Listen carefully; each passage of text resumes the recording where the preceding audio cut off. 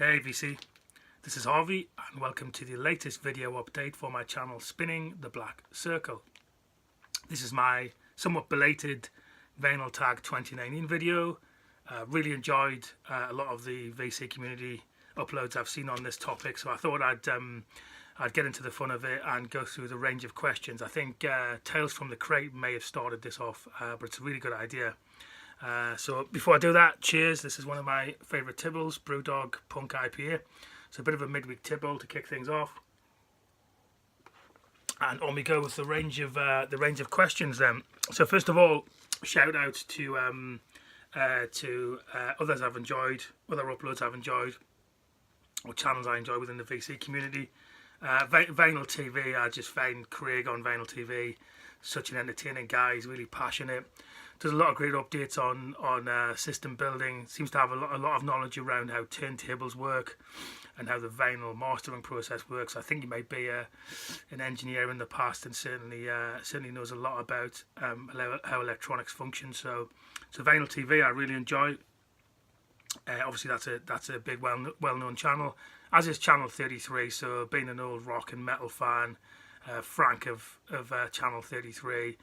Really professionally well put together videos, entertaining delivery style, and some great metal choices within there. So enjoy Channel 33. Newer channels, shout out to Melinda Murphy, also a rock and metal fan. She's her collection and the choices she makes. You know, her recent purchases on Van Halen and what she has to say about her record collection, really entertaining. So shout out to Melinda. Cloudy Milder, again, big rock fan in the UK, seems to have an enviable 80s metal collection, which he's done a number of posts about, so shout out to Cloudy Milder. And my friend Morrissey, who seems to have a very eclectic taste and quite a large record collection. I've enjoyed his posts, and who can forget Tales from the Crate, who's clearly, you know, one of the mainstays and well respected across VC. So thanks for that, guys, and keep the uploads coming. Next question was holes to fill in my collection. Wow, a list as long as my arm, but currently a 90s grunge band named Live, who had I don't think it was their debut album, one of their early LPs was called Throwing Copper. It was a really big kind of towards the end of grunge LP in the mid 90s. It was had a kind of Genesis feel to it in terms of almost a prog element to it. So a million miles away from Nirvana, definitely more laid back than early grunge or sub pop. But Live Throwing Copper, something I'm going to get very very shortly on vinyl. I really want the Rick Rubin produced Johnny Cash albums. You know, starting with American Recordings through to the album and the posthumous albums after his death. I think Rick Rubin expertly brought out you know, the essence of Johnny Cash and what he was about in a kind of late career glory there. So particularly around American 1 and American 2. You know, they're not rare LPs, but I'd really like to get hold of those on vinyl. I'd really also like, I'm a hip hop fan as well as everything else, so Notorious B.I.G.'s Ready to Die is available on a reissue with a different cover, which isn't particularly great. It was the iconic original cover with that toddler in the middle of this kind of Ready to Die emblem white cover, and they seem to have replaced that with something fairly bland. So the last version of Ready to Die that I'd really want to get my hands on was one that was issued by Vinyl Me Please. That's the subscription service, and they did a kind of splatter blast coloured vinyl of Ready to Die, but with the iconic original cover. So I don't know how hard that is to get. You might have to subscribe to Vinyl TV. Sorry, to Vinyl Me Please. And I'm not really prepared to do that on a monthly subscription. So Ready to Die by Notorious B.I.G. But I think that Vinyl Me Please version may be quite tricky to get your hands on. If you do think you can get that relatively cheaply or easily, then perhaps you can tell me about that in the comments below so I can try and get my hands on it. So getting down to the next question, a cheap album that's really good. This album by the Neville Brothers, from the late 90s. I think it was about £3 on vinyl, and it's one of the best sounding albums I own. It's called Yellow Moon. It was produced by Daniel Lanois, and it definitely sounds like a Daniel Lanois production in the sense that he has a kind of airy and kind of smoke-filled feel to how he records things. Remember, he did an album with a number of albums co-producing with U2. He produced Emmylou Harris, and it's almost kind of got a ethereal feel to how Daniel Lanois produces LPs. And if you mix that with, you know, the kind of deep South soul and reggae of what the Neville Brothers are about. 'Cause remember, the Neville Brothers kind of were forged out of the Meters, earlier funk band. So you've got that mix of deep Southern soul, reggae, and this kind of ethereal Daniel Lanois production. In a fantastically produced and mastered LP too. So Yellow Moon by the Neville Brothers. This is actually a US promo copy, but it was something like £2 or £3 in the UK, and the mastering is amazing. There isn't a pop or a crackle anywhere on this LP. Probably readily available. I think any copy of this is probably well mastered. So if you can get a hold of Yellow Moon by the Neville Brothers, in terms of a cheap album that's really worthwhile, that would be towards the top of my list. Next up is a side project. The next question was a side project, and I guess this was a side project for both of these artists who are well respected. So this is Raising Sand by Robert Plant and Alison Krauss.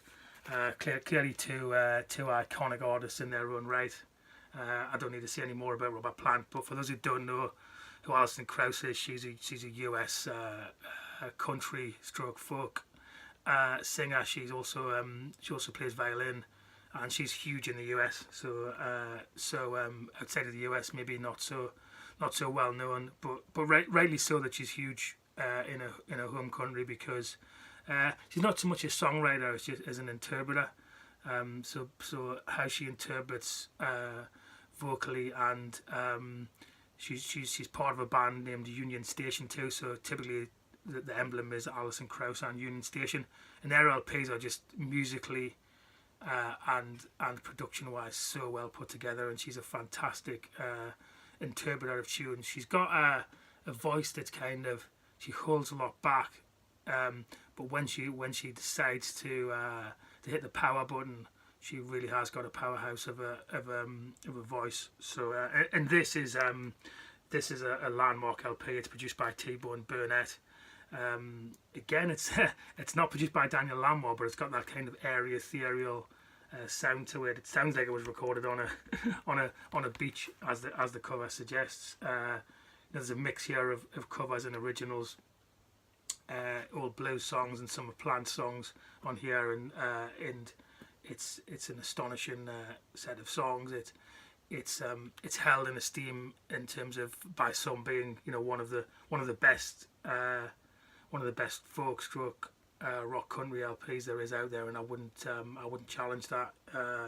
So they tried to repeat the trick on this, and I think they got back in the studio with T-Bone Burnett a few years ago and just couldn't recapture the magic. So this, I think, will be the debut and only LP by Robert Plant and Alison Krauss, but at least we have it, and it's fantastic on double LP. It's on Rounder Records.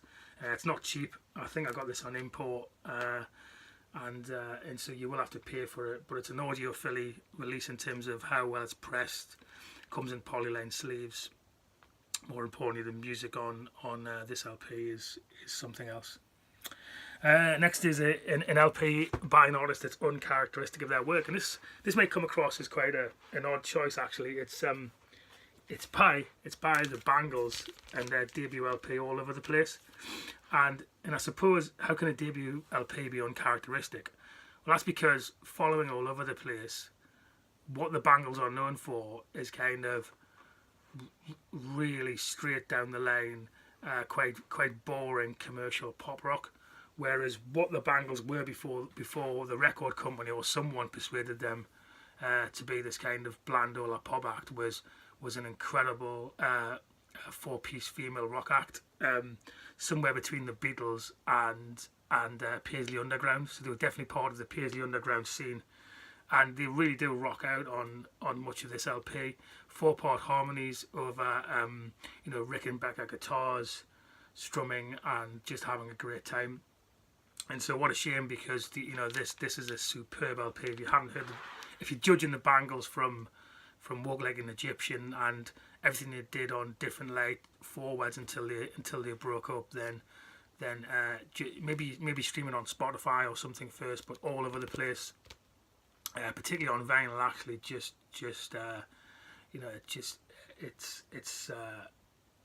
it's completely different to everything they did after it, and it's a real shame that this band didn't progress down this route. So Uncharacteristic Records is the Bangles all over the place. Don't judge them by the later content. The last record I bought, or one of the last records I bought certainly, was by Richard Thompson, UK singer, songwriter and guitarist. His latest LP, 13 Rivers. Unfortunately, I missed his UK tour in support of this LP last year. Hope he tours again, and I've yet to see him live. So Richard Thompson, for those who don't know, is ex-Fairport Convention guitarist. He then released a number of LPs with his wife, his then wife Linda Thompson. So Richard and Linda Thompson, with a famous LP named "I Want to See the Bright Lights Tonight." Since then, I think he's largely been solo. I don't know, he might have had one or two band projects, but he just seems to get better and better in terms of a storyteller, and a really underrated guitarist. Quite a quirky voice, I guess, but he's a national treasure in the UK. This guy, and it's one of those things. I think sadly he'll have to pass away before he gets the plaudits he deserves. He should be knighted because he's a sensational artist, great songwriter, and a massively underrated guitarist. So you could check out any of his LPs really, and he'd probably blow you away. But now this is he's late in his career now. The guys of pension age, and who knows how many more albums he's got left in him. Hopefully quite a few more. But in terms of a late career bloom, Richard Thompson's 13 Rivers. If you haven't checked him out, then give this guy a try. Next is a great album with a bad cover. Just a little drink first. And my selection is by John Martin, the late John Martin. In my view, one of the greatest folk singer-songwriters there ever was. Struggled with health until his untimely death many years ago. But this LP from 1981, Glorious Fool, it's a sensational LP. But I don't know what he was thinking of, putting a picture of a small cottage in a blue sky and suggesting that's reflective of the music within, because it certainly is not. So maybe there's some hidden meaning there that I'm not grasping. But Glorious Fool by John Martin, terrible cover, superb LP, produced by Phil Collins. It includes one of his signature tunes, Couldn't Love You More. Phil Collins plays drums on this LP too. Stellar band backing him, amazing LP, shockingly bad cover. I didn't actually manage to select a great cover with a bad album with a great cover, because I don't own many LPs that I don't like in some form by definition. But maybe I need to think again about that, but couldn't select one of those, so I skipped that question. Blues album, I've been listening to this a lot lately. It's by George Thorogood and the Destroyers, and it's Move It On Over. So this is I think a fairly early George Thorogood and the Destroyers LP. It reminds me a lot of those great Stevie Ray Vaughan sides. It's a small band with a fantastic guitarist playing exceptional blues music really well. And it's just rocking. So I haven't got many George Thorogood LPs, and I probably should investigate his catalogue a lot more. That's a great cover too, isn't it? Just a moody album cover. But this LP, relatively cheap, relatively easy to find. Move It On Over by George Thorogood. That's been hitting the turntable a lot. So that's my blues album of choice from last year. What's next? An Earworm Records. So this is by I think they're a British band. The Court in Years. This is from a couple of years ago, it's an album called Mapping the Rendezvous. It covers black, I think, on CD and on MP3, but it's got this nice gatefold white cover. And the earworm track on this, if you want to check it out, guys, on Spotify or Apple Music or Tidal or whatever you use, there's a track on it called Tiptoes, which is a kind of upbeat pop rock song that should have been a huge hit, and guarantee if you play that tune, it'll be in your head for the rest of the day. So it's a great album generally, but my choice for earworm in my vinyl tag is Tiptoes from Mapping the Rendezvous by the Court in Years. Historically important artist, so this may surprise. Obviously, I'm a country fan, but so the Dixie Chicks, for two reasons actually. First of all, one of the first female country groups to really hit the big time and challenge that male-dominated country market. I know there've been female country bands before Dixie Chicks. For instance, Trio, which was Dolly Parton, Emmylou Harris, and Linda Ronstadt. But these guys, that was a super group. These guys were a kind of cohesive country band that, on their own terms, hit the big time.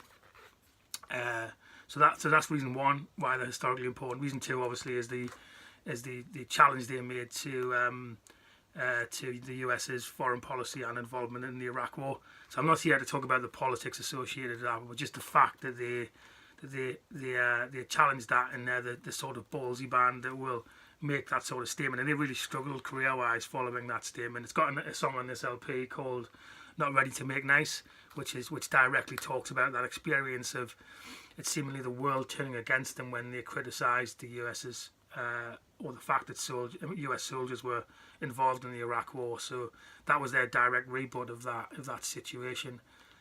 So again, not here to talk about the politics, but I think historically important whatever side of the fence you're on that decision by the Dixie Chicks. But they were, I think they're on the comeback trail. There's rumours that they're back in the studio because this is their last LP, and it was released in when was Take the Long Way Home released? 2006. Take the Long Way was released. Taking the Long Way. So they're doing their LP. Hope they come back because there is a lot to be said for these ladies with a lot of guts who can upset the equilibrium with their forthright views. So Dixie Chicks, historically important artist for me. An album that I own because of my parents. So my late mother would one of her favourite songs was by the Beatles, and it was Something, which is obviously a George Harrison tune, fantastic tune. I mean, the Beatles are, I'm sure would feature in many of these lists. But what I remember is actually one of the first songs I played to death was not from this LP, but Strawberry Fields Forever. I remember at the age of 8 or 9 playing that song over and over on my older brother's headphones on repeat play, and I just associate the Beatles with something that's just above the norm and heroic in terms of how four individuals could come together like that and consistently produce music that blew everybody away for 7 years. I mean, tunes that in 400 or 500 years time, I'm pretty convinced people will still be playing because of how powerful they are. So Something by the Beatles because of my mother, but my mum's preference for that song, but also because they're such an iconic act. There's that cliched story, isn't there, that the only music that dolphins will respond to is classical music or the Beatles. That's probably an urban myth, but I like that tale that these guys their music's so sublime that it's only this and classical music that will resonate with dolphins. So I'm sure that's nonsense, but it's a nice story about the impact of the Beatles anyway. What's my best dollar bin find is the next one, and it's not the debut album by Janet Jackson. She did release, I think, one LP before Control, but this is where she hooked up with Jam and Lewis in the mid-80s. I think it's 1986 it's from, and where she really hit the big time. You know, in my view, eclipsing her brother. This sold something like 10 million copies. Massive LP. Impossible to sell that many albums these days unless you're Adele or maybe Ed Sheeran. But you know, on here you have What Have You Done For Me Lately. You know, Nasty's on here. Pleasure Principle, When I Think of You. But it's a, you know, getting back to that the comparison with the Dixie Chicks. It's a ballsy album from a woman that doesn't kowtow to a male records industry. And you know, she really comes into her own on this LP. The production's fantastic, and it was £1, which is what you know, $1.75. You know, I've cleaned it up and housed it in a toner sleeve, but it's in immaculate condition. The cover was in immaculate condition, and the LP itself for £1. Controlled by Janet Jackson is my best bargain bin or dollar bin find, as you would see in the US. Favourite double album, so I was interested to hear that Melinda Murphy's choice was 1999 by Prince. This is possibly, and you know, I love hundreds and hundreds of LPs, but it may be a candidate for one of my favourite albums of all time. So this is Sign of the Times by Prince. I think that he was at the height of his creative powers at this stage. I think he was untouchable. I think there was so much music poured out of him he couldn't contain it. I mean, this was a double LP, but I think at the same time he recorded Sign of the Times, there's an unreleased triple LP from that period. I think it's since been re-released in some form, but that just demonstrates, on top of the fact that he was writing songs for the likes of Jill Jones and The Time and Sheila E. And countless other artists, but this to produce a double album in 1987 that is top to tail, sensational, one of the best LPs I've ever heard. I mean, there are demos on parts of this album, but it just all melts together so well. Obviously, it's got the iconic Sign of the Times on it. Forever in My Life's on here. You Got the Look with Sheena Easton. If I Was Your Girlfriend, Strange Relationship. The Cross, beautiful tune. And also, as a sideline, on vinyl, I haven't heard a digital copy that comes close to an early pressing of Sign of the Times, which is what this is. And I've earbayed them in everything from the volume to the soundstage. It's a different class on vinyl. Now, part of that could be down to mastering, because I know that a couple of the 80s Prince LPs, I think it might just be Purple Rain. Purple Rain has been remastered and reissued, but what's woefully lacking is a proper reissue program from the 80s Prince heyday, from his signature works, and I think, you know, that needs to be redressed, because if you pay a digital copy of Sign of the Times, it doesn't even if you're a vinyl skeptic and you play this next to a digital copy of Sign of the Times, there is no doubt that the mastering on this is streets ahead of any digital version, whether that's MP3 or CD, and I've done those A/B comparisons. But anyway, aside from that, this is one of the best LPs I've ever heard, from his musicianship to songwriting to the song sequencing to just that X factor that makes an artist stellar. This guy was a genius, and I think he was at the height of his prolificity and his genius when he released Sign of the Times in 1987. So last but not least is an album that I could fall asleep to. So this is In a Silent Way by Miles Davis. What can we say about this chap? He was there at the genesis of hard bop. His famous Birth of the Cool LP. He enjoyed massive success with his great 50s quintet, starring John Coltrane in the 50s. Again with his second great quintet with Wayne Shorter and Herbie Hancock in the 60s. He had a string of fantastic soundtracks, stroke big band LPs with Gil Evans, and then this fusion era in the 70s before a kind of a slight revival in the 80s, leading up to his untimely death. But you know, this LP, the reason you could fall asleep to it is not because it's boring, but because it's quietly delivered. It's meant for low level listening. Miles Davis is playing. He only plays at this stage in his career. He only plays when he needs to. Doesn't drown the music, and he lets the band take the music. In a Silent Way was produced by Tio Macero of Columbia Records, and it's heavily edited down from the sessions. If anybody's heard the extended In a Silent Way sessions, these were long drawn out jams, and what the producer did was actually do a mixtape and edit them down to 36 minutes or something. But nevertheless, the playing on this, that kind of lower level late night listening fusion that's involved in this, that doesn't mean it's lightweight. It's not an easy listening LP, but in terms of something that's quiet that you could fall asleep to and just get lost in, then In a Silent Way by the great Miles Davis would be my choice. So last thing to say is, what would I say to someone who's looking to get involved in VC and in this community? So probably too early to ask me that question, to be honest, because I'm just starting off on it, finding my feet.